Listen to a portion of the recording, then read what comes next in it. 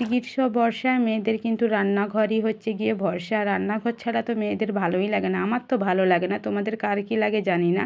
তো hello everyone, তোমরা সবাই কেমন আছো? আশা করছি তোমরা সবাই খুব ভালো আছো। আমার একটি নতুন ভিডিওতে তোমাদের সবাইকে স্বাগত। গুড মর্নিং সবাইকে। তো দেখো আমি কিন্তু সকাল সকাল ঘুম থেকে উঠে চান করে চলে এসেছি, তারপরে মুখে একটু ক্রিম মেখে নিলাম। এরপর যাব কিন্তু আমি পুজো করতে। তারই আগে ভাবলাম যে আগে মুখে ক্রিমটা মেখে সিঁদুরটা পরে নিই, কারণ আমি তো জানি, মানে আমি শুনেছি ছোটো থেকে যে রান্না করার আগে মেয়েদের সিঁদুর টিঁদুর পরে তারপরে রান্নাঘরে গিয়ে রান্না করতে হয়। তাই আমি আগে কিন্তু সিঁদুরটা পরে নিয়েছি, তারপরে যাব পুজো করতে। তো চলো, সিঁদুরটা আমার পরা হয়ে গেছে। এরপরে যাব ফুল তুলে নিয়ে এসে পুজো করব। তো ফুল তুলে নিয়ে এসে কিন্তু আমার পুজো করাও কমপ্লিট আজকে।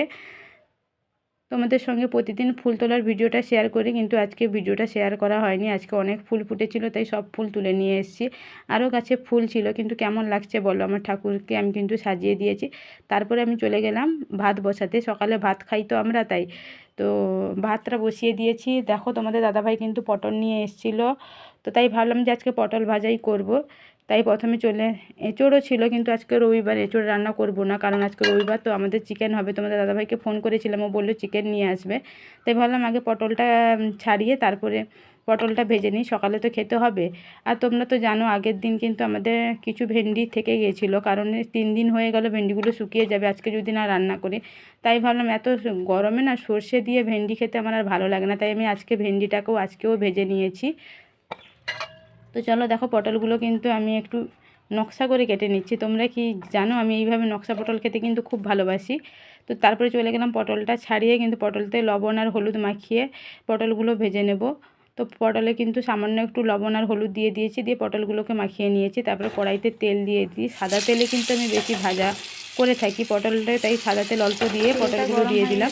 সবগুলো পটলকে একসঙ্গে ভেজে নেব, কিন্তু গ্যাসের আঁচটা খুব লো রেখেছিলাম, কারণ আমি পটল ভাজতে ভাজতে বাকি সবজিগুলো কেটে নেব। তাই পটলগুলো এদিকে ভাজা হতে থাক। তো চলো আমি আর বাকি কী কী সবজি কাটছি সমস্ত কিছু তোমাদের সঙ্গে শেয়ার করছি। আর আমার ভিডিওটা তোমরা কে কোথা থেকে দেখছো প্লিজ কমেন্ট করবে, আর যদি ভালো লেগে থাকে অবশ্যই একটা লাইক করে দিও। আমার এদিকে পটলটা ভাজা হতে থাক। তো চলো আর বাকি সবজিগুলো আমি কেটে নিই। আমি চলে এলাম সবজি কাটতে। এখানে এখন বর্তমানে কাটবো আমি ভেন্ডি। তো চলো, ভেন্ডিগুলো কিন্তু খুব ছোটো ছোটো করে কেটে নিচ্ছি। ভেন্ডিগুলো ভাজবো সকালে খাবারের জন্য, ভাবলাম কি কি বানাবো। তাই সকালে পটল ভাজা, ভেন্ডি ভাজা আর গাজর আলু, আর আমার অল্প কুঁদরি ছিল আগের দিনে, ওই কুঁদরিটা ভাজবো। তো চলো ভেন্ডিগুলো আগে কেটে নিই। ভেন্ডি কিন্তু আমার কাটা হয়ে গেছে। ভেন্ডির সঙ্গে কিন্তু আমি পেঁয়াজটাও কেটে নেবো, কারণ ভেন্ডির সঙ্গে পেঁয়াজ দিলে কিন্তু আমার তো খেতে ভালো লাগে, তোমাদের কার কী লাগে জানি না। তো চলো ভেন্ডি কাটা হয়ে গেছে, এরপরে যাচ্ছি দেখতে যে পটলগুলোর কি অবস্থা হলো। পটলগুলোই ভালোই ছিল। তো পটলগুলো এদিকে ওদিকে উল্টে দিলাম, তারপরে ভাতটাও দেখে নিলাম যে ভাতটা মানে হতে আর কতটাই বাকি আছে। আচ্ছা তোমরা বলো তো, আমার ভিডিওগুলো কি তোমাদের ভালো লাগে? তো পটল ভাজা কিন্তু হয়ে গেছে। দেখো পটলগুলো কিন্তু আমার ভাজা হয়ে গেছে। তো এই পটলগুলোকে আমি তুলে নেব। পটলগুলো তুলে এই কড়াইতে কিন্তু আমি ভেন্ডিগুলোও দিয়ে দেবো। ভেন্ডিও দিয়ে দিয়েছি, তার উপরে অল্প পরিমাণে লবণ দিয়েছি। আমি হলুদটা একটু পরে দিই। তারপরে চলে এলাম, আমার তো বলেইছি যে অল্প কুঁদরি ছিল, কুঁদরি মনে হচ্ছে 10টা মতো ছিল। আর ছোটো ছোটো তো এগুলোও শুকিয়ে গেছিলো, অনেক দিন আগে থেকে নিয়েছিলো, তাই আলু আর গাজরটা মিশিয়ে দিয়েছি। তো প্রথমে আমি আলুটা কেটে নিচ্ছি, তারপরে আমি গাজর আর কুঁদরি একসঙ্গে কেটে নেব। এটাই হচ্ছে কি আজকে আমার সকালের খাওয়ার। আর আর এগুলো অল্প অল্প রেখে দেবো, দুপুরেও হয়ে যাবে দুজনের। আমরা তো দুজন, তাই আমাদের একটু বেশি করে রান্না করলে 2 টাইম হয়ে যায়। তো ওই দিকে চলে গেলাম আমি আরেকবার দেখতে ভেন্ডিগুলোর কি অবস্থা। তো ভেন্ডিগুলো ভাজা হতে থাক, আমার এদিকে সবজিটাও কাটা হয়ে গেল। তো ভেন্ডিগুলো তুলে নেব, তারপরে অল্প একটু তেল দিয়ে জিরে ফোড়ন দিয়ে আলু, পেঁয়াজ, গাজর, কুঁদরি, লঙ্কা সমস্ত কিছুকে একসঙ্গে দিয়ে ভেজে নেব। তো দেখো আমার কিন্তু ভাতও ফুটে গেছে, ভাতটা নামিয়ে নেব এবার। এদিকে ভাজা হতে থাক, ভাতটা নামিয়ে নিয়েছি। তো গরম গরম ভাত, এটা হচ্ছে গিয়ে আজকে আমাদের সকালের খাওয়ার। গরম গরম ভাত, পটল ভাজা, ভেন্ডি ভাজা আর কুঁদরি আলু গাজরের ভাজা।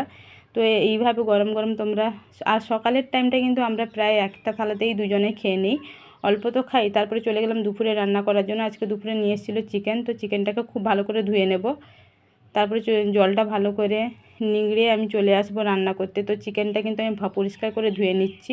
তো দেখো আমার কিন্তু চিকেন ধোয়া হয়ে গেছে, পরিষ্কার করে ধুয়ে নিয়ে এসেছি। এখানে চিকেন রান্না করার জন্য আমি আজকে নিয়েছি আদা, রসুন, কাঁচা পেঁয়াজ, লঙ্কা, টমেটো আর লেবু।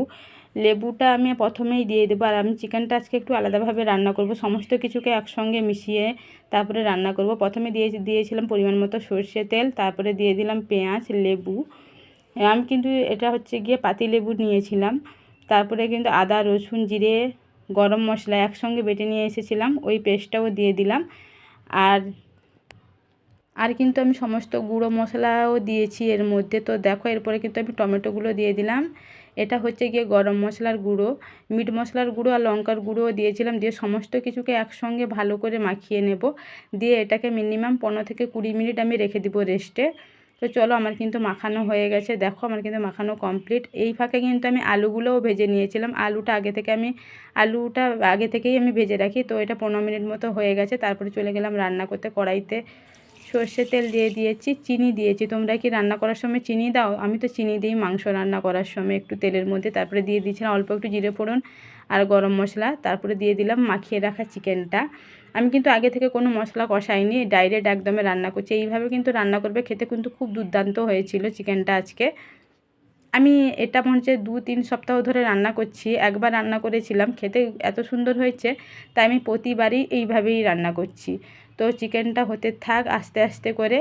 তো তোমরা বলো কে কোথা থেকে আমার ভিডিওটা দেখছো, আমার ভিডিওগুলো তোমাদের কেমন লাগে। দেখো কত সুন্দর তেল ছেড়েছে। আর গোটা গোটা রসুন দিই, কারণ রসুন তো জানো চিকেনের মধ্যে খেতে তো আমার তো খুব ভালো লাগে গরম গরম ভাতের সঙ্গে। তো আমার চিকেন কিন্তু রান্না হয়ে গেছে।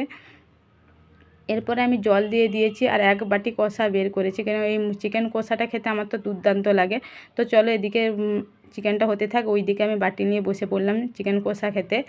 এই কষাটা আমি অল্পটা খাবো আর বাকিটা তোমাদের দাদাভাইয়ের জন্য রেখে দেবো। আমি যতটা ইচ্ছে আমি ততটা খেয়ে নিই, বাকিটা রেখে দিই, ও এসে দুপুরে খায়। তো চলো আমার কিন্তু হয়ে গেছে খাওয়া। তারপরে আমি উঠে পড়লাম, আমার সমস্ত যত কাজ ছিল, জানো তো রান্না করলে আমার তো বেশি অনেক বাসন হয়ে থাকে। সেই বাসনগুলো আমি সমস্ত কিছুকে ধুয়ে গুছিয়ে রাখলাম। এরপরে চলে গেলাম গরম মশলা দিয়ে আমি কিন্তু চিকেনটা নামিয়ে নিয়ে আসবো। আমার রান্না আজকের মতো কমপ্লিট। তো দেখো কতটা সুন্দর কালার এসছে, ভিডিওতে কতটা এসছে জানি না, খেতে কিন্তু এমনিতে দেখতে খুব সুন্দর হয়েছিল আর খেতেও খুব দুর্দান্ত টেস্ট হয়েছিল। তারপরে রান্না টান্না করে বাসন টাসন গুছিয়ে আমি চলে গেলাম জামা কাপড় গুছিয়ে আনতে। তো জামা কাপড় গুছিয়ে নিয়ে এসেছিলাম, তারপরে বসেছিলাম। তারপরে তোমাদের দাদাভাই চলে এসেছিলো দুপুরে খেয়ে। আবার রাতে কিন্তু চলে গেলাম আমি মটর আলুর তরকারি আর পরোটা করতে। তো আজকে রাতের আমার এটাই খাবার। তো চলো আজকের ভিডিওটা এই পর্যন্ত, কেমন লাগছে তোমরা প্লিজ বলো। আর চ্যানেলে যদি নতুন হয়ে থাকো অবশ্যই লাইক, কমেন্ট অ্যান্ড শেয়ার করে দিও এবং সাবস্ক্রাইব করে দিও। সবাই ভালো থেকো, সুস্থ থেকো, সবাইকে গুড নাইট, শুভরাত্রি।